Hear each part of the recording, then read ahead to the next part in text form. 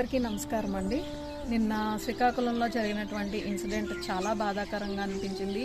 నిజంగా మనసును ఎంతో కలవరపరిచింది. ఇలాంటి సంఘటనల గురించి అయ్యో పాపం అని అనుకుంటే సరిపోదండి. దాని వెనకాల ఉన్నటువంటి కారణాలు, ఎలాంటి పరిస్థితులు ఈ యొక్క ఇన్సిడెంట్కి దారితీశాయో ప్రతి ఒక్కరూ కూడా ఆలోచించాల్సిన బాధ్యత మనకైతే ఉంది.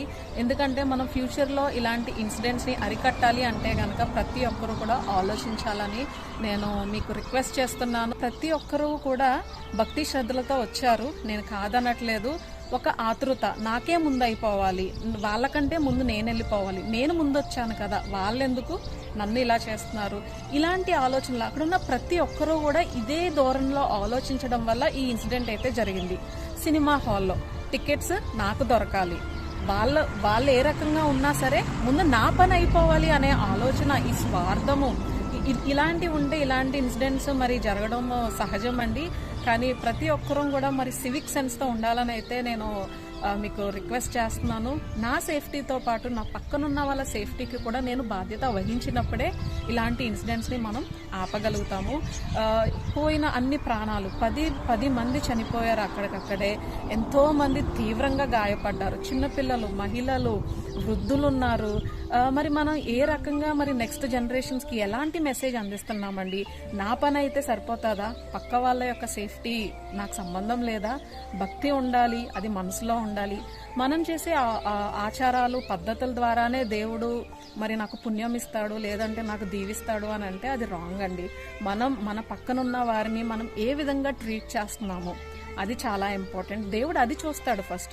నువ్వు నీ పక్కనున్న ఇంటి వాళ్ళని నీకు రెస్పెక్ట్ లేదు, నువ్వు గౌరవించట్లేదు, లేకపోతే వాళ్ళు ఏమైపోయినా పర్వాలేదు అనే ఆలోచన నీలో ఉన్నప్పుడు నీకు పుణ్యం ఎలా వస్తుంది?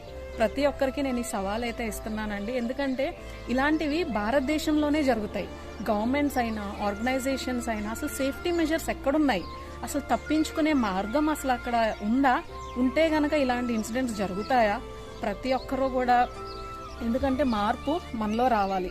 మన ఆలోచనలో మార్పు వచ్చినప్పుడే మన పరిస్థితి కానీ, మన కుటుంబం కానీ, లేదంటే మన సమాజము, ఇంకా మన దేశము మార్పు చెందుతుంది. లేదంటే ఎప్పటికీ కూడా భారతదేశము ఒక అభివృద్ధి చెందే దేశంగానే మిగిలిపోతుంది. మన పరిస్థితులు, మన కుటుంబాలు ఏమీ మారవండి. ఇంకా ఇలాంటి ఇన్సిడెంట్స్ ఎన్నో మనం వింటూ ఉంటాము, జరుగుతూ ఉంటాయి.